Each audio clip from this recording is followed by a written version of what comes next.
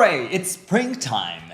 You're probably thinking, okay, let's clean the house. But don't you think cleaning can feel such a hassle? I totally get it. I used to be the ultimate lazy guy. This is what my room looked like before. Pretty crazy, hey? But because I wanted to change that messy lifestyle, I literally tried tons of Japanese decluttering methods. And eventually, I created my dream minimalist room, which made my life so much lighter and happier. I really wanted to share this amazing feeling with you, so I packed all my decluttering knowledge and skills into this video. It's kind of Aki's method. I believe this method helps you with your final big declutter. Alright, let's get started. Mindset for decluttering, 3 simple secrets. If you're like, I don't need mindsets, I just want to clean, then feel free to skip ahead. But seriously, mindset is key when it comes to big decluttering. First, decluttering equals a fresh start. Declutter is written as katazuke in Japanese, which can also mean to put an end to something. It represents closing a chapter of your past and kicking off a fresh new life. Second, decluttering equals sculpting yourself. If I draw a picture of people surrounded many things, it would be like this.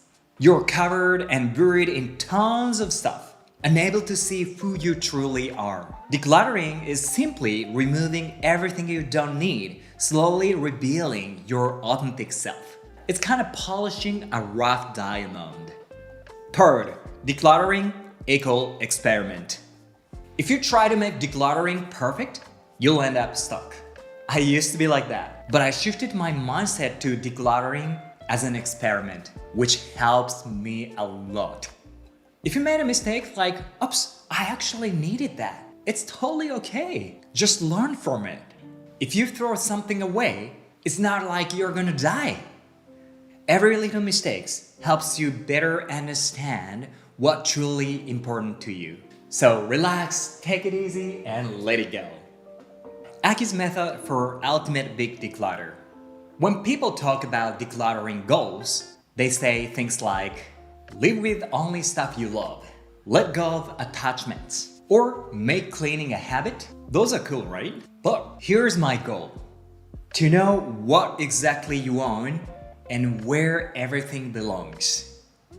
This goal comes from the tea ceremony, which I love. Let me explain. In a tea room, there's always a specific theme, and the host carefully selects each item to perfectly match that theme. This means that the host knows exactly what they own, and during the tea ceremony, every item has its own decided spot. Because you know exactly what you own and where everything is, you can make matcha with simple, efficient movements, nothing wasted. When I first learned this, I was shocked. Wow, this is it! If I could live my life like this, everything would be so much beautifully simple and easy. Because I know exactly what I have and where everything is, I don't keep collecting stuff I don't need. I can grab anything easily without stress. And I can actually appreciate and enjoy what I own. Isn't it amazing? So how do we actually create that kind of space at home? No worries, I'll walk you through it. 3 points for Aki's decluttering method. There are 3 simple steps to get there. First, declutter by category. People often ask me, should I tidy by location or by category?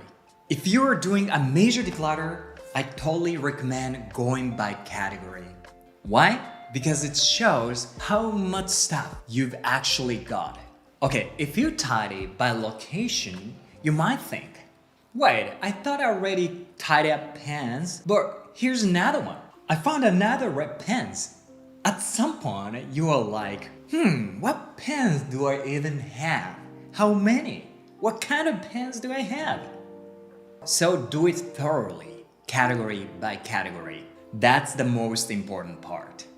Second, keep only what truly lights you up. Sure, you can decide what to keep based on whether it's useful. But I don't really like that because my space ends up feeling kinda soulless. You know what I mean? It's super simple, but I'd much rather be surrounded by things that make me feel good. In that case, I'm kinda like KonMari. So, when you're deciding what to keep, this is the only rule you need. Does it light you up? It's like choosing your favorite Pokemon. I choose you! So what you do is pick it up, look at it. If it lights you up, I choose you. Keep it. And doesn't it light you up? Let it go. Super simple, right? If you do this, you'll end up being surrounded by only stuff that makes you genuinely happy. Your room literally becomes your personal power spot, like a Pokemon Center. Third, deciding where things go. Now that you've decided what to keep, you're finally at the point where you know exactly what you own. And from here, the next step is to decide where each item goes. In the tea ceremony, this would be like deciding where to place the tea utensils. If you skip this part or rush through it, your space can end up messy again. But if you take time to do this properly, your daily life will feel so much simpler. So let's follow through till the end. What order should you declutter in? Here's the best sequence I recommend. First, clothes. Second, books. Third, papers. 4, komono, small items. 5, sentimental items. You can do everything all at once, or you can split it over several days. Personally, when I do a big decluttering, I spread it over 3 days. Day 1, clothes and books. Day 2, papers and komono. Day 3, sentimental items. This way, you don't feel exhausted and you'll gradually get comfortable with letting things go. Let's take before photos. This is a small tip, but before you dive into cleaning, I really recommend this. Take a photo so that you can see your space objectively. Okay, the point is, when you're in the same room every day, you get used to it. And you can see exactly how messy your room right now. But when you take a photo and see it, you might feel different. Wait, was that room always this messy? And also another thing is, once you're done cleaning, you can compare the before and after, which gives you an amazing sense of accomplishment. So, take before photo first, okay? Decluttering clothes. First, gather every single piece of clothing you own in your house and pile them. Yeah, go ahead, I'll wait. Okay, ready? And you can sort your clothes following this order, or you can just pick up randomly like I usually do. Now we're gonna choose what stays and what goes. Do you remember the main rule? Keep only what truly lights you up. If you think, but Aki, it feels a bit tricky. In that case, ask yourself this simple yet powerful question. Would I want to wear this on a date? Think about it. If you'd wear it on a date, it probably lifts your mood and makes you feel great. Don't you think so? You definitely wouldn't pick up something old, dirty, or lame. So if your answer is, I'm not sure, then that's a sign that clothes don't light you up. Move those items to your let go pile. And here's the thing, even if it's something you use daily for whatever, if it doesn't make you feel great, put it in a let go pile for now. Once you've done everything, you can take a second look from a practical point of view. If you find something you definitely need for work or specific occasions, move those into your keep zone. Point is, when you do that, try finding at least one nice thing, so it'll lift your mood a bit. I might use this someday, the 95% rule. You might already know this, but if you're thinking, I might use this someday, there's a 95% chance you'll never use it again. For example, this suits. I kept it during my last big cleaning, thinking I might wear it someday, but I never did. And if you find yourself stuck thinking, I might use it someday, ask yourself this question.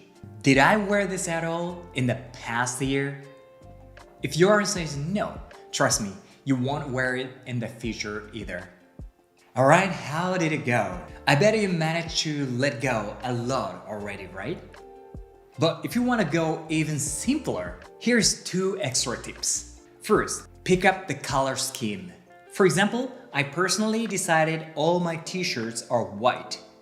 For bottoms, I stick to blue, navy, or black. And by that way, my underwear is always red. It boosts my energy. Having a set color scheme makes it easier to let go of stuff in other colors. Plus, it reduces stress when picking out outfit. Second, set a specific number of items. For example, I decided to keep just 5 t-shirts, and lately, just 1 pair of long pants, at least for now. Having a set number makes letting go so much easier. Alright, you did great! That's it for clothing. Are you ready for the next step? Let's go! Decluttering books. Alright, next up, books. I only have this many, but you probably have way more, right? It's the same with books. Ask yourself, does this truly light me up? In this way, you'll quickly know which books you definitely want to keep. For example, for me, it's these books. I don't remember what was written, but these definitely lift my spirits. Important tip is try not to open the books. Because if you start reading, your entire day might disappear. Really. I know you want to read, but if you feel like reading it, I'm sure you're probably unsure about it. And that's where we usually get stuck. And here's how I deal with it. First, books you haven't read yet. When you find one, ask yourself, if I didn't have this, would I buy it again? If it's yes, keep it, because it's something you want to read now. If it's maybe, then let it go, because you don't read it now. Books you've only read halfway through. Answer is simple, if you're still actively reading it, keep it. But if not, time to let it go. From my experience, books you've stopped reading halfway usually aren't really your thing. Because if it's your thing, you might finish reading it, right? So just let it go and you'll feel lighter. Third, books you've finished but don't remember. I bet you have a lot of these because you might be afraid of losing valuable information, so you hold on to them. I know, I used to be exactly like that. But now I handle it like this, and this time I was able to let go of this many books. And what I do is take notes and summarize. Yes, once you take notes, you'll easily let go of those books. Trust me. And here's exactly how I take notes. Feel free to take it out. Okay, when I read, I underline parts that grab my attention. Yeah, to be honest, I used to hate marking books because I wanted to sell them later. But one day I realized that's not the goal. The goal is to make my life better, right? So now I underline stuff and even doodle little ideas. It made reading way more fun, like chatting with the author. Then I voice record those highlights and ideas directly into ChatGPT. Finally, I let ChatGPT summarize it all. Whoa! Summarizing used to feel like such a chore, but now it's super easy. A total game changer. Then I also quickly write 3 key insights that resonated with me, my personal thoughts on it, and how I use this knowledge in my life. Using this method, I've already read maybe about 20 books this year. So yeah, give it a try. Decluttering paper. Decluttering papers is pretty easy because you basically don't need most of them. Having said that, let me give you a few tips for help you out. Sort papers into 3 simple categories. It's keep, toss, digitize. Keep only the essentials like passport, bank documents, or important certificates. Toss stuff like old receipts, warranties, or instruction manuals. I throw out all warranties, and honestly, I've never once regretted it. Instruction manuals? Same thing. Because YouTube videos explain stuff way better anyway. Digitize papers like business cards or anything you're unsure about. For example, I digitize all my business cards, and if I'm ever stuck deciding, I just digitize it. Remember, papers can pile up quickly and make a big mess, so keep only what absolutely necessary and let go of the rest. Komono, small items. Next up, komono, which basically means all those items. I recommend sorting kimono by category, because otherwise it's gonna be very messy. And it's easier if you start with the easy to let go stuff, like obvious trash. So this is something like expired food, medicine, CDs or hobby supplies you haven't touched in forever, and damaged or dirty stuff. If it doesn't truly light you up, or you don't have a plan to fix it, it's okay to let it go. Oh, plus this one too, duplicate items. Keep only the best one, your absolute favorite. Also, before start, I wanted to know 2 important notes. First, set aside sentimental items for later. You'll probably find sentimental items, all toys, letters, and gifts from exes. Put these aside for later. Because if you start dealing with this stuff, you'll get stuck and lose momentum. So keep moving and deal with memories at the end. Second, return borrowed items quickly.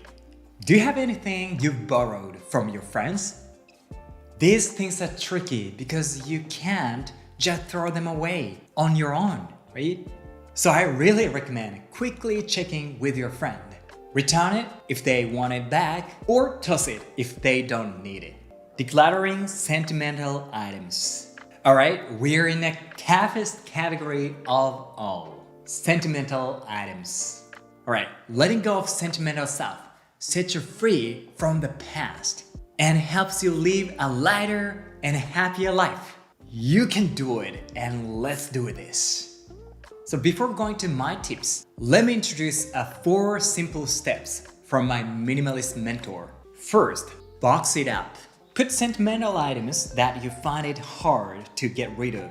Keep it for 1 year. Second, remember and thanks. If you open the box and find something you completely forgot about it, that's your cue to say thanks and let it go, because it means you don't really need it. Third, snap a photo. If you're still feeling hesitant, just take a quick photo. Once you have a photo, it becomes way easier to say goodbye.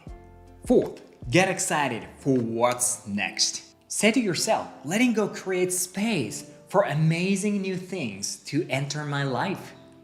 I love this approach because it's really hard to let go of sentimental items right away. But giving yourself a 1-year rule makes it so much easier. So give it a try if you want, and here's my additional tips. First, items for family and ancestors. I totally get it. Family's items filled with so much memories and emotions. Yeah, when I let go of my grandpa's kimono, it was really hard. But I thought memories aren't in the object, they're in your heart. So even if you let go of the item, your memory stays with you. Also, I thought my grandpa would want me to move forward, not stay stuck in the past. So I let go of it with gratitude, and I felt so much lighter. Second, past achievements. I know it can feel like you're throwing away your identity, but your value don't disappear even if you let them go. I used to keep a bunch of medals, but now I just keep this small one that I really love. I just told myself, this one medal holds all the prize from my past, and with that, I could let the others go. Third, letters. With this, the answer is simple. Keep the letters that uplift and inspire you now, not the ones that keep you stuck in the past. I understand wanting to hold on to letters from someone you once loved. But listen, if those letters keep pulling you back, you should let them go. Because daydreaming about the past takes away time from your present. So I know it's hard, but it's time to go. Let's focus on building a future where you're proud of your past self. Fourth, gifts. This is also a tricky one. It kind of feels wrong to throw a gift, doesn't it? But I think the real value of a gift is the feeling of gratitude when you receive it. And you've already received that, so it's okay to let it go. If it's still hard to let go, here's what I do. Wrap it gently in white paper. In Japan, this shows deep respect and appreciation. It's the way of saying thank you before letting go. This time I did this for a gift I got while working as a matcha bartender in Canada. Yeah, after using it for 7 years, I could finally say goodbye. Thank you. Great job decluttering! But now you're probably surrounded by the things that truly spark joy and lift you up. But wait, there's one more important step to complete. Yes, it's time to store everything properly. Aki's method of storing. Alright, there are tons of storage hacks, but here are the only 3 I always care about. First, give everything a home. It's easy, giving every item you own a permanent home. Yeah, decided place. If everything has a designated spot, your room won't get messy. So to me, every night before bed, I just put everything back where it belongs. And guess what? My room stays clean at all time. And waking up to a tidy space feels amazing. Second, make it easy to grab and easy to return. Humans avoid anything that feels even a little bit inconvenient, right? So that's why where you keep stuff is really matters. If you want to clean often, keep your tools easy to grab. So when I feel like tidying up, I can start right away. If they were in another room, yeah, I'd probably never clean. So keep things easy to reach. That's the rule. Third, always leave extra space. This is a big one. Your closet or storage space should only be about 20 to 80% full. Why? Because you can give new items a home right away. You know, new things will always come into your life. And one of the biggest reasons why rooms get messy is there's no room for them. You put them everywhere and it gets messy. But if you have space for them, you can avoid future clutter. So let's leave 20 to 30% empty. If you follow these 3 tips, your space will feel as calm, beautiful, and simple as a tea room. And your life will feel way less stressful and way more joyful. Alright, you did it great. お疲れ様でした。お疲れ様でした。I hope this video helps you even a little. And as a thank you, big thank you for sticking around until the end, I've got a surprise just for you. Starting this week, I'm beginning a brand new journey toward a freer, simpler, and happier life right from here. So stay tuned for what's coming next. I hope to see you in the next video. Bye bye!